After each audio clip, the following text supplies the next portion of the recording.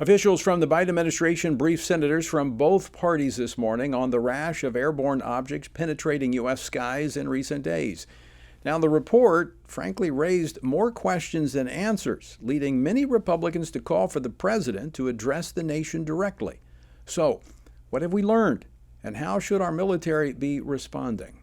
Joining me now to discuss this and much more is Senator Chuck Grassley. He serves on 5 Senate committees, including the Senate Judiciary Committee, where he is the ranking member. He represents the state of Iowa. Senator Grassley, welcome back to the program. Glad to be with you, Tony. Anytime you want me, I'll be glad to be here. Well, it's always good to see you, and I appreciate you coming on to help our listeners find out a little bit more about what's happening at our nation's capital. What's the latest that you can share about the airborne objects our military has been shooting down as of late? I ought to be able to share more with you than what I can because we have overclassification of too much material.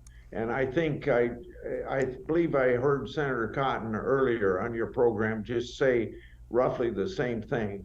The public has a right to know about this, and unless some of this stuff is more made public, I don't know whether a speech by the President of the United States would do any good to develop it and develop this issue. So what I've learned is this: we've got a big vacuum in our reconnaissance. It threatens our national security. It compromises our sovereignty. It also is a violation of international law. We ought to know where these crafts come from. We ought to know what they do.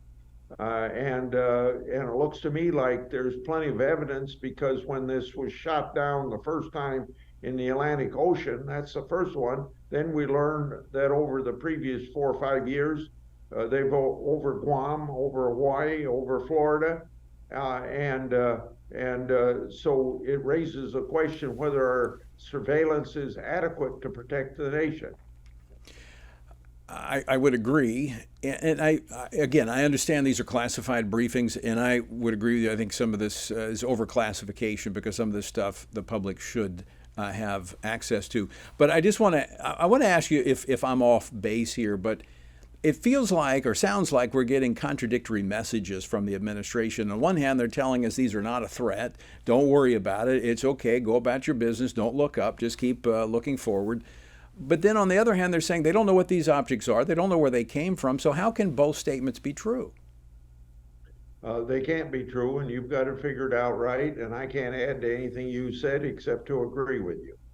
All right. Well, with that, we're going to move on to the next subject, because you testified last week before the House Weaponization Subcommittee, saying, "I've never seen so much effort from the FBI, the partisan media, and some of my Democratic colleagues to interfere with and undermine very legitimate congressional inquiries." Please explain that. That's the triad: the Democrats, the FBI, and the media in cahoots.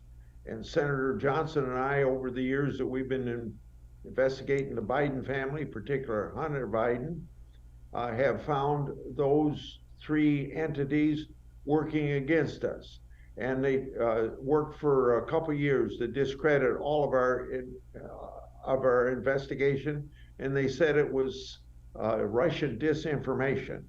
In the final analysis, on speeches almost a year ago now, Senator Johnson and I laid out bank documents signed by both Chinese business people connected to the Chinese military that would raise questions about whether or not there's some compromise of our national security through Hunter Biden. But they gave just a fabulous amount of money to Hunter Biden and James Biden. And then when we exposed all that, the Democrats, in conjunction with the FBI, then in conjunction with the help of the media to spread the lies, they said we were spreading Russian disinformation. All those bank documents that we put on the Senate floor for illustration are obviously not Russian disinformation.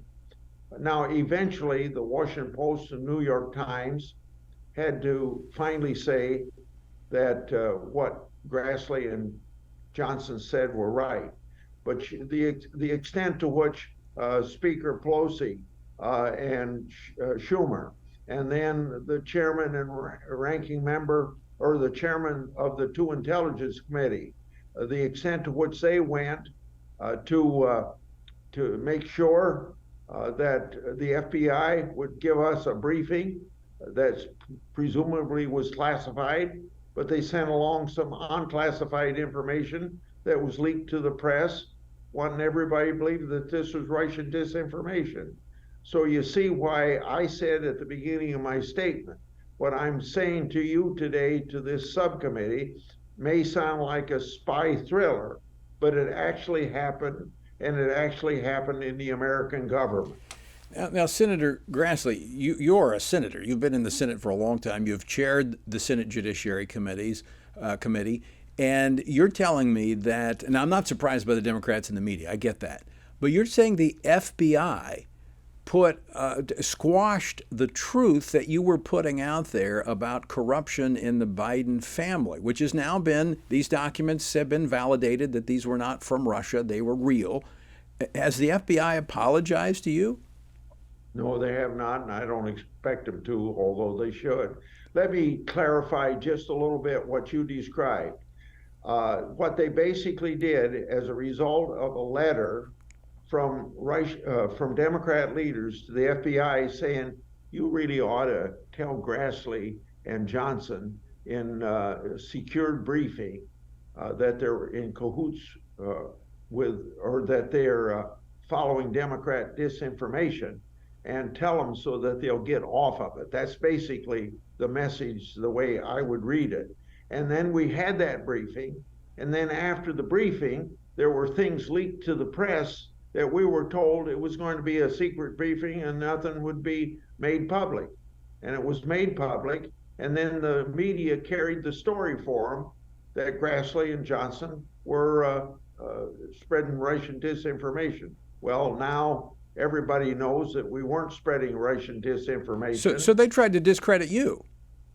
Oh, without a doubt. Because you see, this stuff was coming at the time of the 2020 election. Right. We put out our last report, or our first report, September. Then we put out another one after the November election, and it had all this information in it that I'm just telling you about, the relationships between Hunter Biden and Chinese business people connected to the Chinese military and their intelligence.